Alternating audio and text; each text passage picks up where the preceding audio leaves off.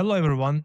Today I'm speaking with Simon Critchley, professor of philosophy, author, and one of the most distinctive, original, and playful voices in contemporary philosophy. He is the author of many books, including the Book of Dead Philosophers and most recently, a book on mysticism. This conversation was a bit different from previous ones. We jumped around many topics, and I deliberately kept it that way because this was more interesting than forcing a structure.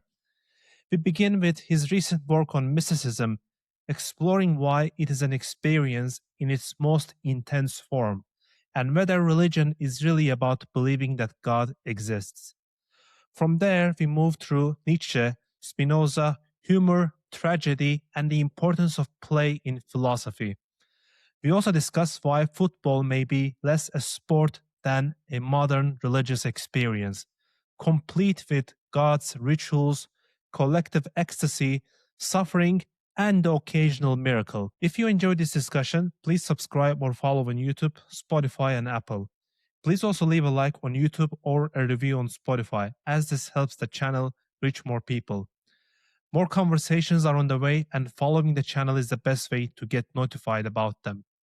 You can reach out to me also on every social media platform with links included in the description.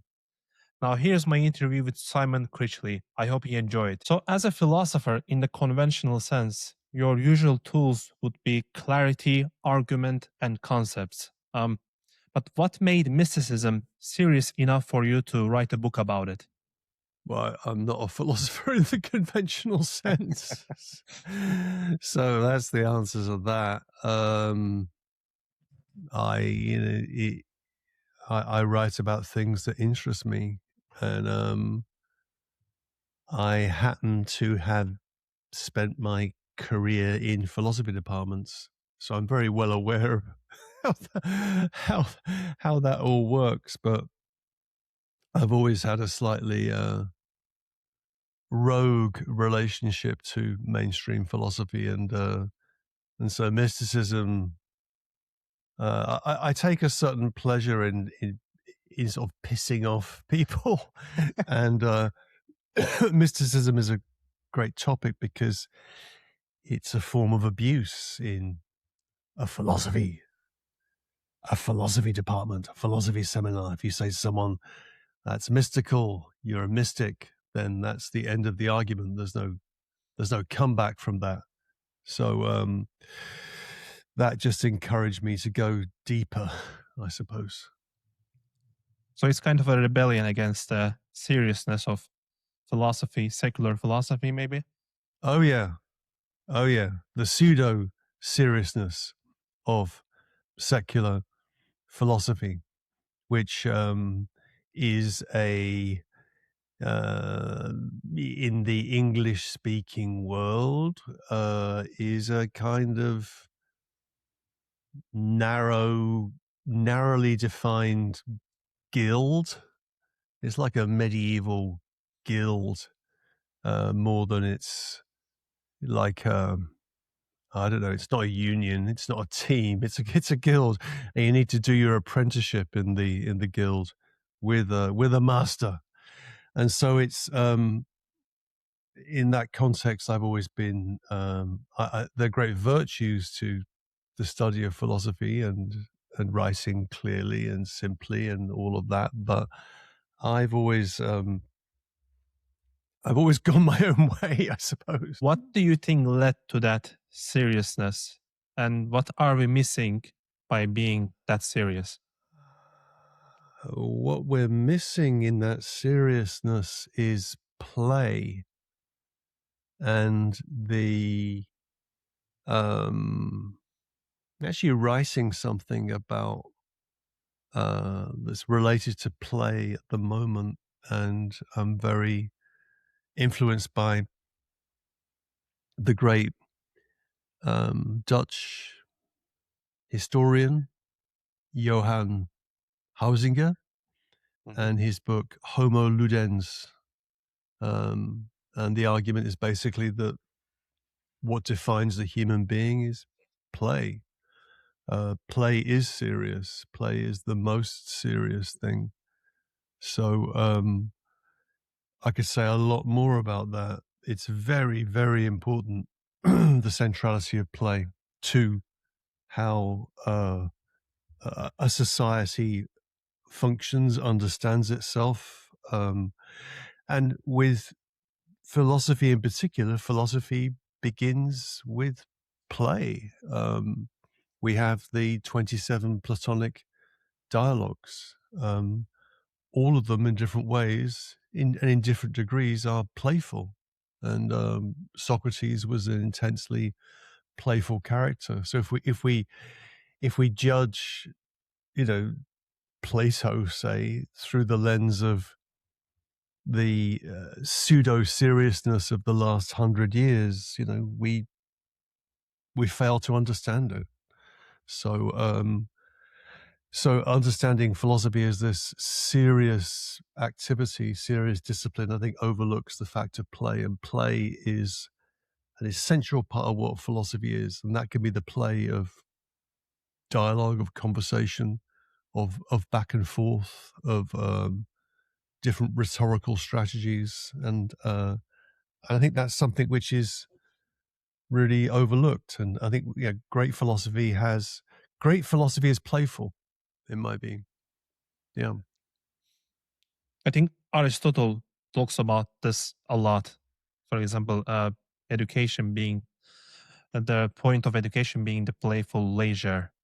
And even the word school, I think, comes from the ancient Greek of meaning leisure, where you take a Hmm. time out of your worries and then start engaging in playful leisure. That's how you learn something. Yeah, yeah. There's um, which dialogue is it? Which Platonic dialogue is it? I think it might be Symposium or Phaedrus. I'm not sure. I don't actually remember the exact location, but no, it could be in Theaetetus, actually. And Socrates says, are we at leisure? Let's say Theaetetus. Are we at leisure, Theaetetus, to pursue this line of discussion? And it's an interesting moment in that dialogue. It is the Theaetetus, and it's there where Socrates defines the philosopher as the fool, as the person who falls into the ditch because they're looking at the stars. The story connected with Thales. So, in a sense, leisure is the precondition for philosophy, and also one of the reasons why philosophy has been criticized. One famous example of this, just from distant memory, is Thomas Hobbes in Leviathan. I think in the final book of Leviathan, he's really enjoying attacking philosophy, and he sees philosophy as a kind of leisure activity, as a luxury activity. And even in the Platonic dialogues, there are, in the Gorgias, who is it? Callicles says to Socrates, this activity that you're involved with, philosophy, is no activity for a grown man. You should be making money or engaged in military activity. So it presupposes leisure. And I mean, with that too, there's obviously why are these people at leisure? Well, they're at leisure because other people are doing the work for them. The women at home, the slaves, the colonized foreigners. So philosophy presupposes that whole structure of inequality as a condition for its leisure, and it's kind of always been that way.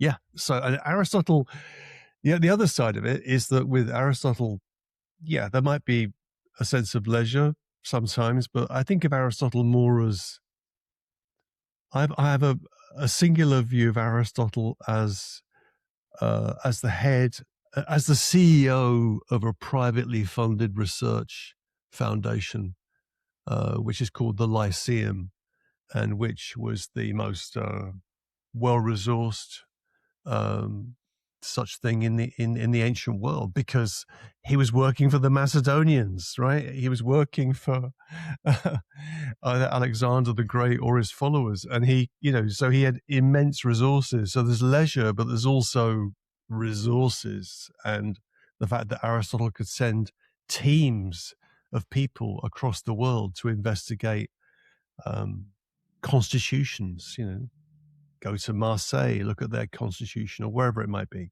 So so leisure also has a kind of a twist in that tale, yeah, for sure. Yeah, I think I read a quote somewhere that said Aristotle dines when King Philip desires, but Diogenes dines whenever he wants. So it's kind of, Diogenes is the opposite of Aristotle. Yeah. So I mean, that's that old story, that the Alexander the Great, who's he want to meet when he gets to Athens? It's Diogenes. It's his teacher was Aristotle, but he doesn't want to hang around with him. He wants to hang around with Diogenes because he seems like a lot of fun. He seems like someone that really doesn't give a shit. He just does what he wants, and Alexander is fascinated because Alexander's also someone that does exactly what he wants. That means conquering the known world. So yeah, it's an interesting remark. Okay, tell me more about mysticism. How would you define mysticism? Well, there's this is a long. The short answer is very simple. It's experience in its most intense form. So that's the easiest way of defining it: experience in its most intense form. That's the definition offered by Evelyn Underhill in a book that she wrote in the early 20th century. And then there's, really much longer discussions of this that would take us back through, back to the 17th century and even back to the ancient Greeks and maybe even back beyond there, where there's the word mysticism is a modern term. It's used in the 17th century, and it's the key thing to hang on to here is that the people that we think of as mystics, the medieval mystics, did not think of themselves as mystics. They thought of themselves as contemplatives or as religious people. Simple as that. They certainly didn't think of themselves as heretics, which is often a confusion that's made. They were people that were deeply religiously committed to the contemplative life, who were trying to identify the core of religion. That was really what they were up to. That then gets called mysticism in the modern period, and so it's a modern concept, like so many of the concepts that we use, that we then back project over the past, and in doing that we misapprehend the phenomenon completely. So mysticism is a term that arises when there's a shift in the understanding of religious experience in the 17th century, 18th century, where you could say even more extreme that mysticism appears at the moment. Mysticism as a concept appears in the early modern period, at the moment when traditional religious belief and religious institutions are breaking down. So there's a kind of it's a symptom of a collapse in a way, and that's very much how I think it has the traces of that, those meanings in the contemporary use of the term. So does it become something alternative to organized religion or extension of it? In modern and in the last 100 years or so, yeah, and that that is that's what happens, and it's kind of a problem, because we then have this people who will say, well, I don't like organized religion, I don't like whichever church it is or whichever faith tradition it is, but I still think these experiences are important. So we get this separation of mysticism from any type of organized religion. And one of the efforts of my book, one of them was to stitch those things back together to show how what we call mysticism really arises in the institutional context of religion, particularly Christianity, which is my main focus in the book. So it's not that these things just happen to people. There's an institutional practice, let's call it monasticism, which as one of its, which is about a life which is completely rule governed, certainly in the Western monastic tradition. And within that context, there are certain experiences that certain people have, which we can think of as mystical. So the idea that you can just have the mystical part while being ignorant of the institutional context, or even ignorant of the theology which is driving this, I think is unfortunate. But that's kind of where we are, But I think it's unfortunate. If you put if you reconnect mysticism to its institutional and theological basis, I think it's just much more interesting, personally.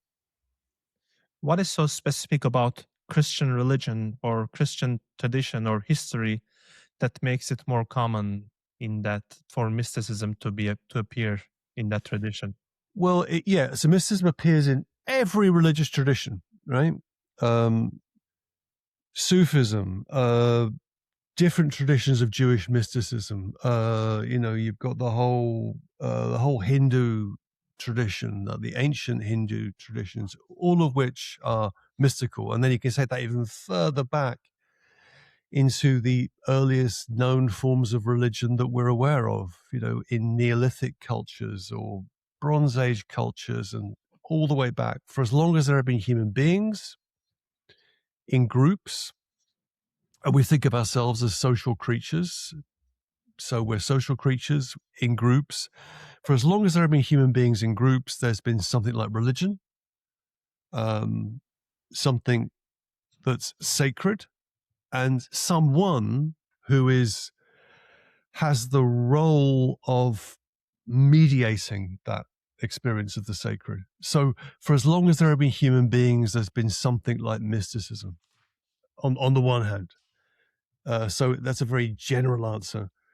On the other hand, Christianity is unusual because, and this is a fact about the history of Christianity, which is one of the reasons why I wrote the book in the way in which it did. Women are very present, even dominant in medieval Christian practice, in a way which is not true in Judaism. It's true to a certain extent in early Islamic mysticism, but not to the extent to which it's present in the medieval Christian tradition. So that's interesting to me. I mean, that leads on to questions of canon formation and who gets to be included and not included in the big intellectual traditions. So if you include mysticism, you end up with a very different kind of population of intellectual people. And the question of, where are the women in the history of philosophy changes when you begin with mysticism. That's interesting. And then if you think about it doctrinally, theologically, what makes Christianity so, it's not unique in this respect, but it's powerful in the uniqueness that it places on this term, is incarnation, the idea of God becoming human and God becoming flesh, like us, and dying for us and dying for our sins, and that we as Christians or Christians can imitate that. So it's a much more, this is one of the points I'm trying to make in the book, because it's an awkward point for people who are ignorant of Christianity and ignorant of religion. It's the idea that religion is something transcendent, ethereal, spiritual, out there in the ether, which you can either believe or not believe. It's got nothing to do with religion, in my view. And in Christianity, it's a completely carnal religion. It's a religion where God is carnate, and therefore my relationship to God is also a carnal relationship, which leads to the intense eroticism and suffering of physical suffering of the Christian mystical tradition. So for me, it's the it's the one that I've become more familiar with over the years, and I take a kind of special pleasure in it because I find it intrinsically interesting, and secondly, people think they know what Christianity is, and one of the efforts of the book is to say you don't. You've got no idea how weird this religion is, and so so there's mysticism everywhere, but Christian mysticism is something highly unusual. Yeah. So in like Islam and maybe Judaism, there is a strict relationship between God and human. God is this supernatural being Up there, yeah. up there, but God is something. But in Christianity, God was something. He was one of us, basically, and that's why not we can also be maybe God. Yeah, equality with. So Christ has this extraordinary passage. I think it's in one of Paul's letters, where Christ has equality with God on the one hand, and also equality with us, because we are, we're physical creatures like he was a physical creature. So that really transforms the idea of religion. We think of God in Judaism and in Islam, I think, as all powerful, as a transcendent, all powerful being. In Christianity, that being becomes a slave and is murdered, and is murdered in the most humiliating way, crucifixion.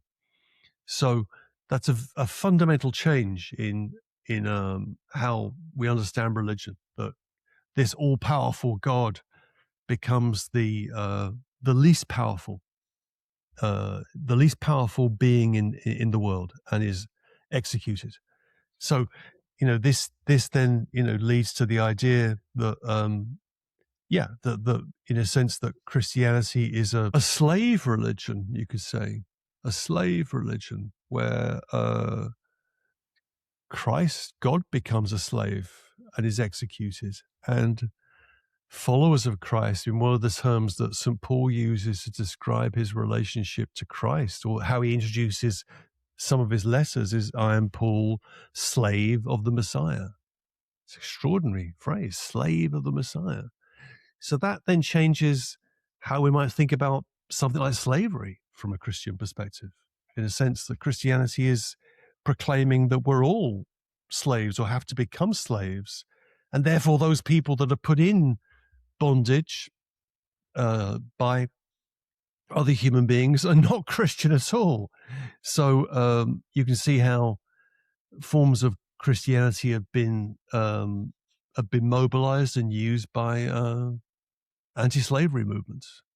So it's fascinating stuff.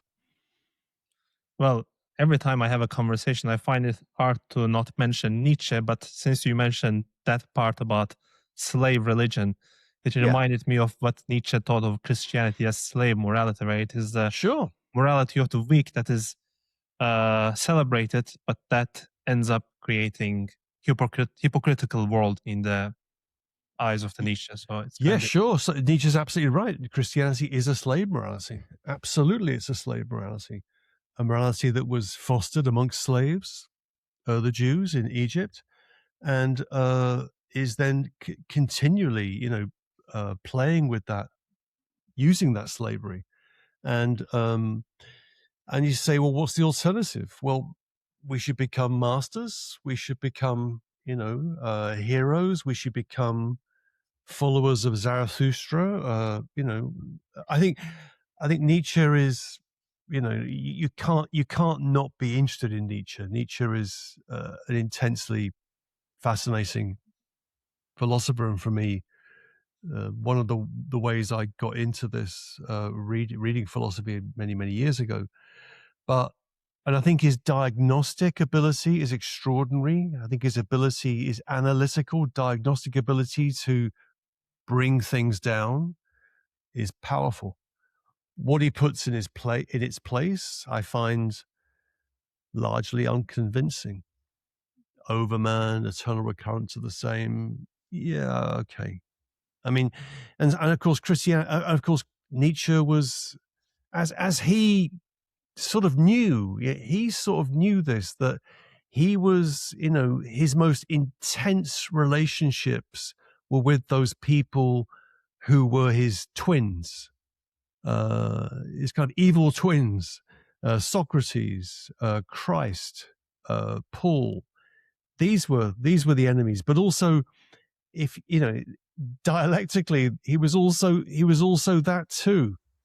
And of course, the accusation of hypocrisy, absolutely fine, but you could maintain that accusation of hypocrisy against really existing Christianity, as people used to talk about really existing socialism back in the old days, and you could also use a Christian argument against that, which is the basic strategy of Kierkegaard. I mean, Kierkegaard hits many of the same points as Nietzsche much earlier, but he wants to hang on to the radicality of Christianity against the church, against the institutional form that leads to hypocrisy. That if people really were Christians, then they would have to be leading different lives, and that was a source of outrage for Kierkegaard. So, yeah. Yeah, I think my problem with Nietzsche is that so he offers Übermensch as an alternative to, let's say, that kind of morality. But when you start calling yourself Übermensch, then you simply justify whatever you can do in the name of, let's say, progress, superiority, humanity. Yeah, you become like a god. You become like who's that character? Bronze Age pervert. You become like that. You just kind of think, I don't need the shackles of morality. I will assert myself and be like a Bronze Age man and go back and live on the plains of Eurasia and slaughter animals and have my women, and you can't tell me. I think it ends up adding up a laughable parody of things, actually. So I think Nietzsche, Nietzsche is maybe the most compelling philosopher to read, but also the most I was going to say misinterpreted, but it's just that there's something about Nietzsche's work which allows this plurality of interpretations. It almost permits it. That's I remember Derrida years and years ago, Jacques Derrida, talking about Nietzsche as a software program. Jacques was was into computers very early on, and he said he understood what a software program was in the 1980s. So the idea that, in a sense, you've got this Nietzsche, text, and its applications are just going to be manifold. I think that's just the way it is with Nietzsche. We can't, which is why I don't really work on Nietzsche. I've written one extended thing on Nietzsche, but he's so hard to. He's such an unstable substance, and so I prefer to read him and use him here and there. Can we say that he had some kind of mystical experience? Because before he dies, I think he even calls himself prophet. He sends letters to Pope saying like the end of the world is Right. coming, or so. He feels like he's having a mystical experience towards the end of his life. Or I mean, one of my old teachers would say these are just the effects of tertiary syphilis. Syphilis, which was the great killer of the second half of the 19th century, would often be you contract syphilis, and it would often subside for long periods for decades, as it did with Nietzsche. And then when it comes back as a kind of mania, a delusional mania. So I think it's hard not to read that in Ecce Homo and some of the late texts. But also, I think the thing which that overlooks, which is another thing that people overlook with Nietzsche, is how immensely funny he is. Does he really think of himself as a god? Is he really the person that writes the best books in the world? He says that, but he says that, in a sense, in a comical way. It's a bit like when Zlatan Ibrahimovic describes himself as God. He's not serious. It's it's a ruse. It's funny. So there is that element of humor in Nietzsche, which is really important. So when you defined mysticism earlier as experience in its most intense form, that sounds very rational and logical, because if we are being really honest, experience is the only thing we have. Yeah, the consciousness and having an experience. But why do we have this kind of understanding that, okay, if we say mysticism, mystic, oh, this is some weird person having a relationship with God or whatever, like crazy, whatever. But where does it come from? This association with superstition and irrationality. Oh, where does that come from? That comes from, then you have to get into the history of religion after the Reformation, really. There would be a longer and more boring answer, but really it's the marginalization of mysticism from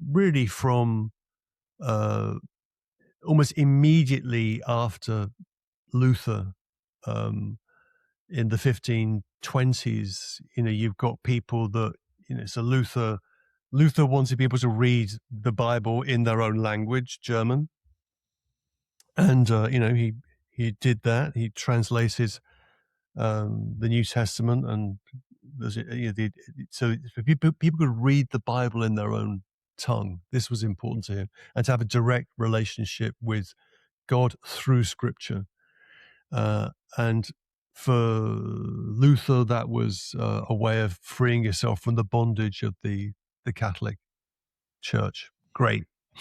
What that then unleashes within a few years is mystical exuberance. You've got people that then are walking around because they can read the Bible, they can read the Book of Revelation, and then they can decide who the Antichrist is, and who's going to get to be killed and not killed. And this leads to the Peasants' War in the 1520s in the German-speaking lands, and all sorts of chaotic things ensue. So in a sense, you can look at the history of religion and politics in the early modern period up to our present time as one of its effects is a marginalization of mystical experience. So something that was contained within the institutions of the church becomes something that's kind of outcast and suspicious. So that Protestantism, mainstream Protestantism, is deeply anti-mystical, although there are still mystics that appear within those frameworks. So I think it's that's how I'd answer.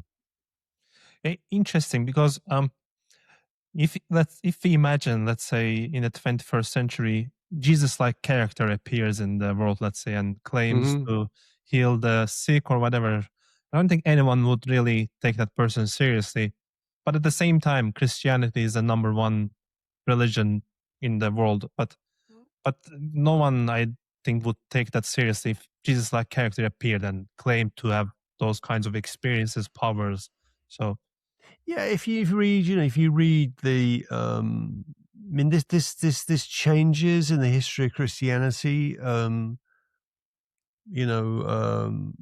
As Christianity develops, there's much more emphasis upon the crucifixion, upon the idea that Christ redeems us from sin, things like that. And but in early Christianity, he was a miracle worker. And if you read, not all the Gospels, but if you read the Gospel of John, apart from some really fascinating and weird theology in John's Gospel about the Logos and Word becoming flesh and so on and so forth, basically it's a list of Jesus' miracles. So the miracles are important.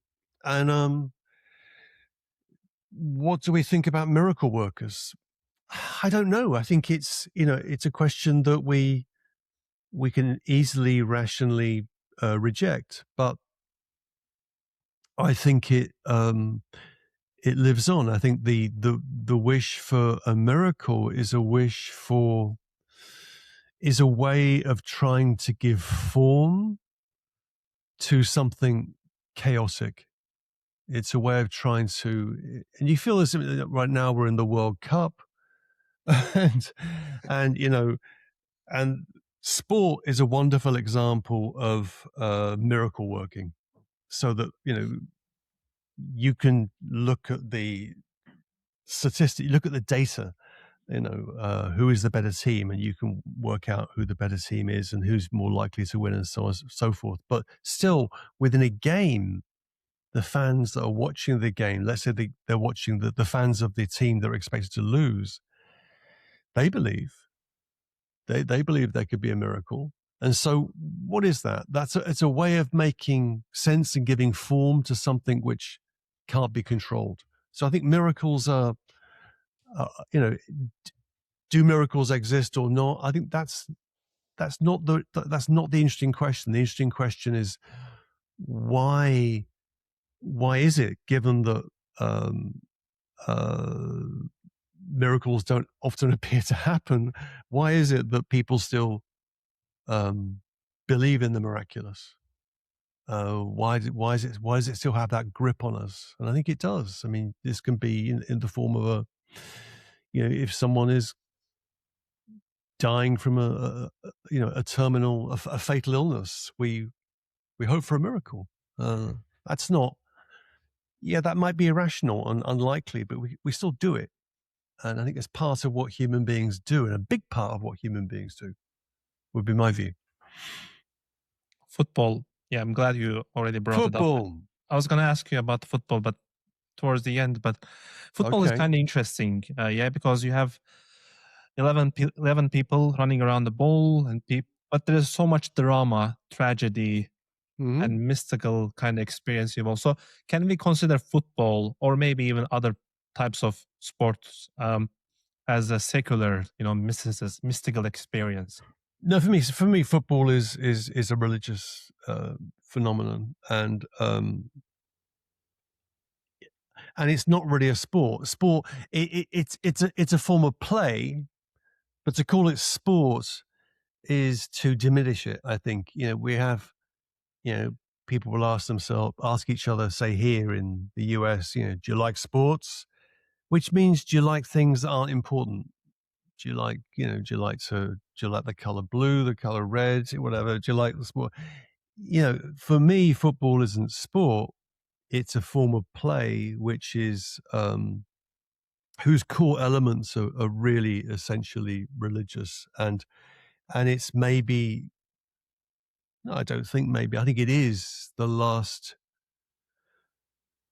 terrain, the last domain where, in a sense, a lot of the things that religious traditions carried for so many hundreds of years can still be felt and lived and seen. It's it's really truly extraordinary. And it's, so I wrote a book on football, which began as a bit of a joke, as a lot of my books too. But it's an attempt to, make the case for how important philosophy is to life and and particularly the shared collective understanding of life in a way that can be incredibly powerful, as a means of connection, um, communion, and also can be an extraordinary example of hostility, violence, racism, you name it, and both at once. So football is, in a sense, I think like organized religion, football is an experience of contradictions between opposed forces, between, let's say, the form of the game, which is association football, where there is an equality of the players and an equality of the fans on the one hand, and on the other hand, everything is being driven by money, by capital, and by dirty money, and where there's corruption at every turn. I think, our relationship to football is much more like a medieval person's relationship to the Catholic Church than anything else. It's interesting in a way because, like in the logical sense, they are run like businesses. But then you have all these Sure. fans that buy the kits and sit behind television or stadium and celebrate or weep as if something bad happened to them personally. Sure, it's the fans are suckers, of course, and everyone is being played. In the last 5 weeks, everyone's being played by FIFA, the most corrupt sporting organization in the world, in my opinion. And just this week, the whole catastrophic, and the stupid intervention of Donald Trump into this. Um, red card sending off of the American player Fuller in Balogun, just so to not understand what he was doing just to get attention. But it pollutes the game. So in a sense, the game is corrupt at every level. The head organizing body is absolutely corrupt. There's money at every turn. It's disgusting. It's horrible. It's everything that's wrong with the world. And it's the most beautiful thing in the world. It's that contradiction which I think we live in our experience of football. I think it Yeah, defines humanity. It resembles humanity in that way. You have both evil part, but also good part, and that's also represented in football. yeah. Yes, I think that's right. Yeah. Mm-hmm. I hope you're finding this conversation interesting, and if so, please subscribe or follow on YouTube, Spotify, and Apple Podcasts to get notified about future episodes. Please also leave a like on YouTube or a review on Spotify, as this helps the channel reach more people. Now back to the conversation. Yeah, I want to put this quote, probably you've heard this many times before, by legendary Liverpool manager Bill Shankly. Some people think football is a matter of life and death. I assure you, it is much more serious than that.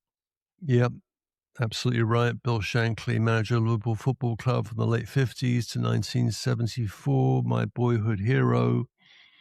I have photographs of him around the place. What do you mean by that? Again, it's a joke. It's much more important than life and death. But in another way, it's the way I understand that remark is that football is a kind of distillation of life. It's a distillation of life to its maybe simplest and most compelling elements. So it's life lived in a more intense, more ecstatic way at its best. At its worst, it's just pain and suffering, and and so I watch a lot of football, and most of the time when I'm watching my team, Liverpool Football Club, the last season has been pain and suffering. which you can rationalize, but still you hang on for those moments of ecstasy and oblivion, which can often be had in just weird, unexpected ways. I mean, the England-Mexico game on Sunday night, which I had the good fortune to watch live here in real time, as they say, at home. The atmosphere was so wild. It was so extraordinary, and I and lots of other people were feeling so many things during that game, and the fact that there could be an event, something that can happen in the world that has that effect, I think is extraordinary. And it's it's competition, it's agonism, it's play, serious play, and it's a fight between two teams, a struggle between two teams, and one of them's going to win and one of them's going to lose. And again, the thing that I think that football can teach the world is maybe two things that philosophy can that football can teach the world is that the you have your gods. Every fan of every team has their gods. Shankly, for me, is in the pantheon of gods, and then another team has their gods. Manchester United have their gods, or whoever it might be, have their gods. So football's a great example, I think, of polytheism, a kind of polytheistic religion, where I have an intensely strong connection to my God and my people who believe in my gods. Other people have their gods, and that's fine. That's up to them, whichever gods they have. I forget what the other thing I was going to say was, but I'm sure it was great, but it's completely gone out of my head. But I think it's really, I think we in a sense, we think about the extraordinary thing about football. We think about it too little. It's a horrible thing. It's a disgusting thing. It's a corrupt thing, and it's an amazing, beautiful, precious thing at the same time. In a way, that corruption makes it tragedy, and that tragedy makes it more important and more serious, and that fuels the fuels the emotions, and that's like a loop. It's drama. For us, it's tragic drama. Sometimes comic drama too, but it is that. It is all of those things, and it's as if when you're watching, your team, it often feels like fate. Fate is playing itself out, and in a sense, and the flaws that particular players will have, they will act, and they will bring fate down on themselves and destroy the whole thing in the process, and then you suffer with that. So I think it's the closest, it's certainly closer to the experience of drama, ancient drama, maybe even Shakespearean drama, than what happens when people go to the theatre. When people go to the theatre out of a sense of obligation or something like that, and they watch a play and they fall asleep or something. It's the idea of the flawedness at every turn and of fate playing itself out. I think for us, maybe the last place that resides is in something as seemingly inconsequential as football. Can you tell me more about that relationship between tragedy and humor? It is often said, and I've seen there are cases where, let's say, something really bad happens to you, really bad, like the worst thing that happens to you, but you start laughing at the experience. So there seems to be a kind of relationship between tragedy and humor. Oh yeah. Woody Allen said, tragedy is comedy. Sorry, comedy is tragedy plus time. So in a sense, at least tragedy comes to an end with somebody dying, but comedy, it just goes on. It just goes on, which is even worse. So in a sense, it's it's a complicated relationship. I think that tragedy. I think there's humor in tragedy. Even in ancient tragedy, there's lots of strange, often quite dark jokes. When, say, Jocasta, when Oedipus and Oedipus the king is beginning to suspect that perhaps his father isn't his father, and maybe he killed him. He asks his wife, in brackets mother, what did he look like, this guy Laius? And she says, well, actually a lot like you. That's funny.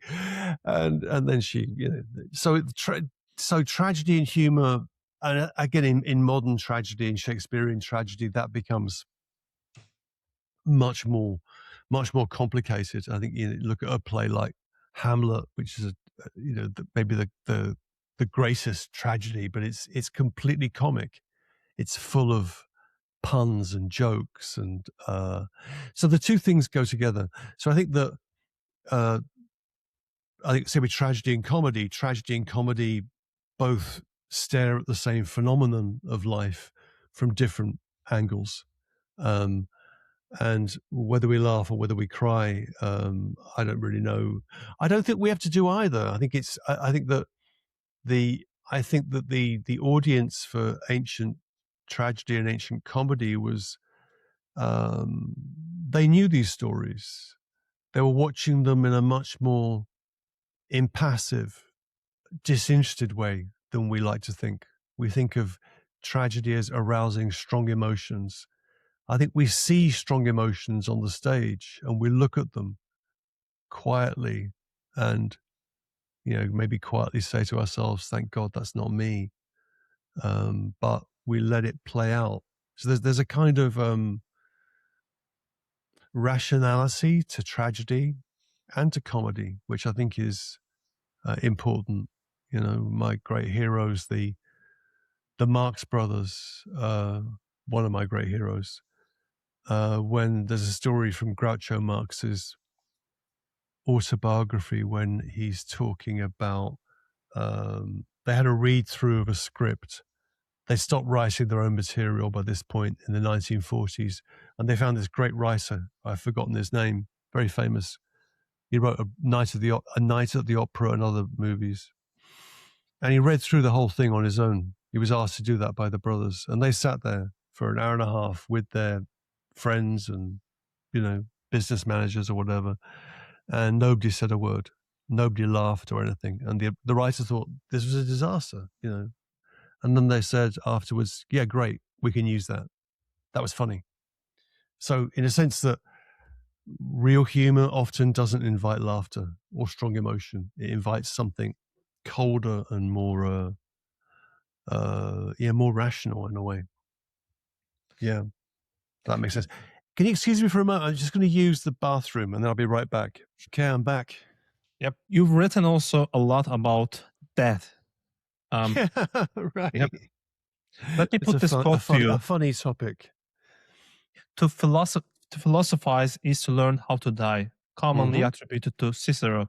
So what do you make of that claim? It's a fantastic claim. I wrote a whole book about it called The Book of Dead Philosophers, which attempts to tell the story of 190 philosophers' deaths in a way that is funny, amongst other things. So it's it was my best-selling book. I think because it's accessible and it's making seemingly complex sets of thoughts approachable, because when people die, there is something comical about that, in a sense that they're human. They're like you, we all die, and that in a kind that equalizes everyone. So in a sense, it makes, so focusing on all these deaths of philosophers was a way of equalizing philosophers, making them more human and approachable. And the line I began from was this idea, to philosophize is to learn how to die, which is Montaigne quoting Plato, Montaigne quoting Cicero, quoting Plato. And I also criticize that line of thought in the book, but I deploy it as well. What's great about that line of thought is that Montaigne says that to philosophize is to learn how to die. And he says the following, which is for me a very resonant line. He says, to learn how to die, to learn how to die is to unlearn how to be a slave. To learn how to die is to unlearn how to be a slave. What's that mean? It means that Being philosophy, slave to the fear of death. yeah, exactly. So we're slaves to the fear of death. That's what keeps us in bondage. So the ultimate slavery is to the fear of death. And the various schools of ancient philosophy were focused on that in different ways. The Epicureans, the Platonists, everybody. How does one deal with the fear of death? And well, here we deal with the fear of death by learning how to die, which means what? It means accepting that you are going to die, accepting that you're finite, that this is it. This is your one ride on this earth. And that means accepting limitation.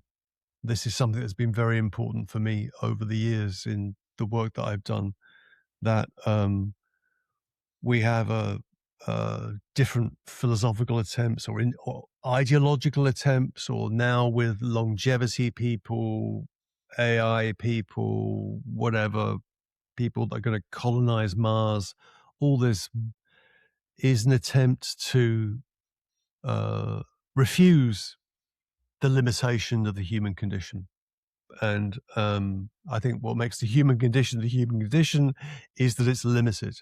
And that limit ultimately is the limit of death. So therefore, to be human is how one lives in relationship to that limit and makes that limit part of who you are. Not something you run away from, but something you embody, you accept and you affirm. Yeah. There are those who claim that death is just an engineering problem that can be solved in the future via technology. So I guess you would be against the idea itself or the success of it. It's stupid. It's pernicious. It's naive. It's wrong. It's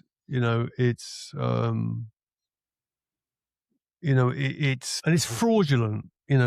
It's fraudulent. I knew these really stupid architects years ago. I can't remember their names. They produced these massive books. They were always giving them away to people. Somehow there must have been money there from somewhere. And they were trying to make buildings that enable people to live forever. And they were really serious about it. They both died. They both died. So it didn't work.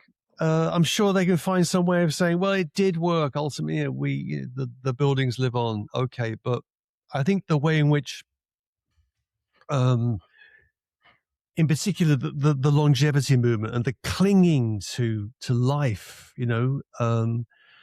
I think is terrible. I think there would be nothing worse than endless life. It would be horrible. I mean, I can barely understand, what 20-year-olds are talking about now. It's not quite true. I teach them. I kind of get it. But you get older, the world that you were in disappears. It's just the way it is. It's fine. and to continue, for 150 years, 200 years would be to live in a kind of hell. So I don't even know. Don't even understand the wish for infinitely extended life, or just extended life. I just do not. I think it also makes us total strangers to our history. The fact that most humans for most of history have led short lives, and there's nothing wrong with a short life. It can be a rich life. It can be a wonderful life. There's no virtue to living to be 110 or something. So I think, we, the obsession with the idea of death as an engineering problem for me is just ideology, which needs to be criticized. But it's never going to work, because you're never going to silence rich people that want to, rich, stupid people that want to live for a long time. They're going to find ways of spending money on that. So, yeah. Quite some time has passed since you've written that book about the death of the philosopher. So if you go back to that book, Yeah, let's it's say, true. 20 years ago almost. whose death would you, let's say, desire, or whose death would you desire the least? Desire the least someone like Boethius being pummeled to death by, the orders of the Ostrogoth king Theodoric, being pummeled to death by big Goths. That would be pretty horrible. The best death, it's like David Hume, just quite quietly just fades out, having had discussions about the immortality of the soul the previous days with James Boswell and Samuel Johnson and whoever it was. So I I think think it there was are 2 days ago. Yeah, I think it happened 7th of July that Boswell visited him, actually. Yeah. Yeah, there you go. So it's just so that seems like a pretty good death.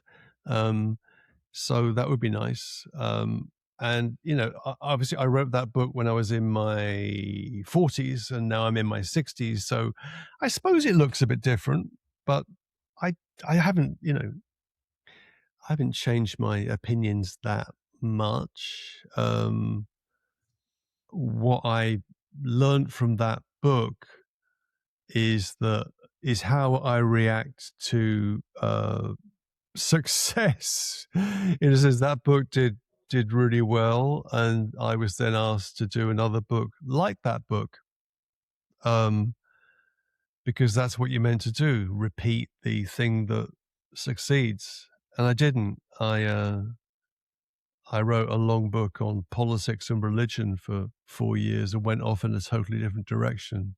So the lesson I took from that is also that to maintain a sense of refusal. So when someone, so if you find a formula that works, then do something else, because you're just going to end up as a parody of yourself. And I've tried not to do that. I'm sure I still am. We all end up as impersonators of ourselves eventually, but to try and forestall that is important to me. So yeah, the book was also written very quickly, which was without many distractions, because I was living in Los Angeles. So that's another story. Well, throughout this conversation, I think one central theme that grabs my mind is maybe the central question is the difference between religion versus religious. So you can be atheist, but you can still be religious, if in the sense of, let's say, football. Yeah, but that's to be religious. That's it. That's all it means. It means if you're not an atheist anymore. I mean, no. I think it's. I think atheism is just the wrong way of posing the question. I think the question of religion is not does God exist or not. It's really what one does. What are the practices that accompany a an individual or shared form of life. And I think I take my cue from someone like William James, William James will talk about it's a great phrase. He talks about the passional need to see life religiously, the passional need to see life religiously. And I share that. I see life religiously. Does that, I think the questions of atheism, theism, agnosticism are just sideshows, irrelevant. And I think that the world, or certainly bits of the world, maybe bits of the world that are close to me, have moved on from a kind of evangelical atheism of 30 years ago, 20 years ago, and the idiocies of that, into a world where religious life is seen in a much more tolerant and open way, and it's something that we cannot ignore, and it's something that we can harness and mobilize for all sorts of other purposes, and also that we can live ourselves. So I think do you or do you not believe in God question, I think is the least interesting question with regard to religion. Yeah. It's also kind of not helpful to put yourself into one category and declare yourself whatever is atheist. Right. Is. Right. Yeah, I don't know. I mean,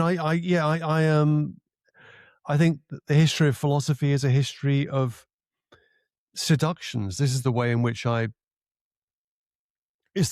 we've in my career, in the departments I've been in, I think it's how we see things.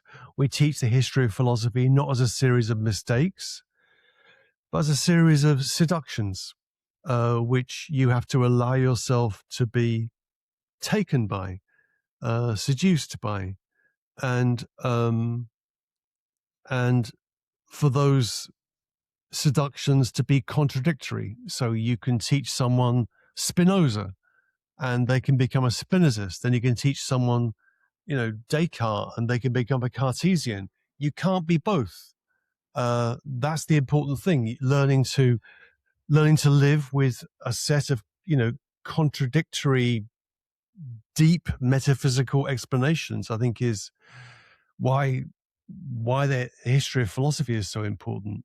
And that requires, that's certainly not the way in which things used to be done in philosophy departments. There was a sense in which, there was a right way of doing things or a wrong way of doing things. And certainly, I think you have to teach Plato in order to make people Platonists. And then you can teach them Nietzsche, and then they can learn to live with that ambiguity. And that's what it means to be a grown-up, is to have access to a multiplicity of different explanations of the world. And then you have to figure it out for yourself. I think the professional philosopher it's a recent invention. It's maybe 120 years old. I mean, the first philosopher that was an academic really was Kant, and Kant didn't teach philosophy. He taught geography and meteorology and all sorts of things. So in a sense, the idea of the philosopher, the professional philosopher who's trained in that guild and who, holds the keys to philosophical wisdom or whatever, I think is laughable. Philosophy has to be an area, a rich and essential area of human activity that accompanies other activities. So I don't see philosophy apart from everything else. I think I see philosophy alongside all those other endeavors, which also means that you can't be a scientist or you can't be an anthropologist without also being a philosopher. That's to miss the point too. I think philosophy is and should be everywhere and questioning everything. What do you make of not Plato, Spinoza's pantheism? Well, it's an immensely powerful seduction. I think it's. I recently did an event with a philosopher that I've begun to get to know, called Claire Carlyle, teaches at King's College in London, and I've admired her work. She wrote a very good book on Kierkegaard, a better book even on George Eliot, and she's written a book called Transcendence for Beginners, which came out earlier this year, and it's a great book. And she's a Spinozist, and so I'm reading Claire, and I'm thinking, well, must be great to be a Spinozist. Sounds fantastic, and she makes the case very eloquently, and I'm not. I find the idea of, you know, enormously seductive, but I can't make that step. I see why Spinoza is so attractive. I'm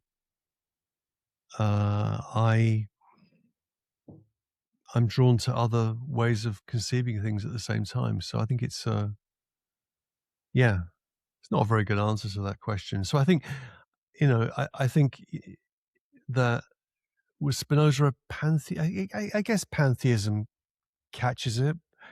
I'm attracted in relationship to theism to the idea of contradiction, the idea of there being, again, what I like about Christianity is that in Christianity, the creation has to be affirmed. So that's quite Spinozistic. And at the same time, it has to be negated. So in a sense that the aim of the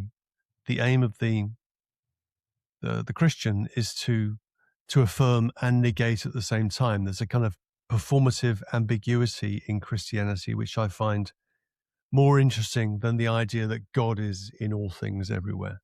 I find that a little bit too easy. Yeah, I think what I find interesting about Spinoza is that gives a comforting answer. Yeah, like there's this bigger picture of events that happens. There's tragedy that happens. There is a reason behind it, and there is no free will. Everything is determined, and there's a cause, reason for suffering and everything. And yeah, Right. Yeah. And things like, a free man thinks of nothing less than death is Spinoza's line. So Spinoza is against my "to philosophize is to learn how to die" line. That would be great. If we could to be free is to not think of death at all. But we do. We do. I mean, I think Spinoza provides great comfort to people. I've known people over the years, non-philosophers over the years, that have been Spinozists because of the whole emphasis upon beatitude, upon what happens at the end of the ethics, that you get this kind of this payback from the cosmos. But still, it's vibrant. It's too vibrant and too static. And also another line of criticism obviously would be historical and dialectical. I mean, I'm committed to not just the history of philosophy, but the study of history. And, and part of me remains deeply attached to figures like Hegel. And history for Hegel is a history of antagonism, of contradiction, which and dialectic is a way of making sense of that. Is a way of making sense of that, shaping that. I think that historical dimension is just not there in the Spinozist approach. You can't deduce everything from a geometrical model. It gives you a formal, maybe abstract picture, but it doesn't give you the kind of the dirt and the detail and the blood and the guts of human history. I think that's really important as well. So, Well, Simon, that was all from my side. I have one final question. Oh, one final question. Okay. What are you working on these days? Are you writing a new book, articles, or what are your main interests these days? I've got a huge book on Heidegger's Being in Time, which comes out at the end of September, which is longer than Being in Time. It's called Heidegger Thinking. It comes out with the New York Review of Books in end of September. So that's been, I mean, in many ways, 40 years of work since I first taught Heidegger's Being in Time. And it's been intense work for the last 3 years of pulling that all together, notes that I've had for a long time. And of course, you know, once I've done it and we're just waiting for copies to turn up. I have no interest in it at all. I'm completely indifferent to the whole thing, which is always how it is with books, is you work on them, and then there's a pause, and then the book arrives, then you have to go and talk about it. And I find that incredibly painful because, you know, I spend years trying to get books into the form of a book. So if you want to find out what I think, read the book. You know, that's the finished form of the thought.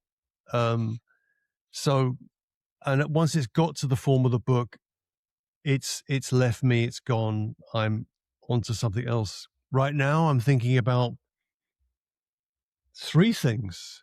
I'm thinking about what we're saying about play. I'm writing a little text on play that's going to be concerned with the Eleusinian mysteries, amongst other things, and perhaps also with football. I'm writing or drafting, thinking about an essay on one of my great heroes, who's R.D. Laing, his book, The Divided Self, which I've got really good notes on that, which I've had for years, and I want that to become something. I'd like to say something about Laing because he's someone that's not discussed or thought about. And I think it's really important what he says about what he calls the sane schizoid, the normal schizoid. And the third thing is maybe something on Frankenstein. I've got some notes on Frankenstein that I'm thinking of doing something with. So those are 3 projects I've got going on at the moment. And then I'm doing other stuff as well. Well, I really don't know much about Heidegger. I know that he's an important character in the 20th century philosophy. Yep. And every time someone mentions it, I am ashamed of my own ignorance. But perhaps when your book comes out, that can be something that I can read. Or you can listen to my podcast, Heidegger, Heidegger's Thinking and Being in Time Explained. This came out in 2020. Okay. I explained the whole thing, paragraph by paragraph, for 22 hours. Oh. This was an experiment I did in 2020. It's still out there, yeah? Free, Spotify, Apple Podcast, or YouTube, everything. It's available free. And if you're short of sleep, then put it on and let Heidegger just soak in. Yeah, I'll put that definitely in the description of the video for sure. Okay. Thank you so much, Simon. You're very welcome. Very nice. You're very welcome. That was good fun. Thank you for listening or watching. If you want to stay updated on future episodes, you can follow the channel on YouTube, Spotify, or Apple. Please also consider leaving a like on YouTube or a review on Spotify, as this helps the channel reach more people. And feel free to leave a comment if you have any personal thoughts on the topics we discussed. More conversations and solo episodes are on the way in the coming weeks, and following the channel is the best way to be notified about them. You can reach out to me on every social media platform with links included in the description. Thanks again for watching, and I'll see you in the next one.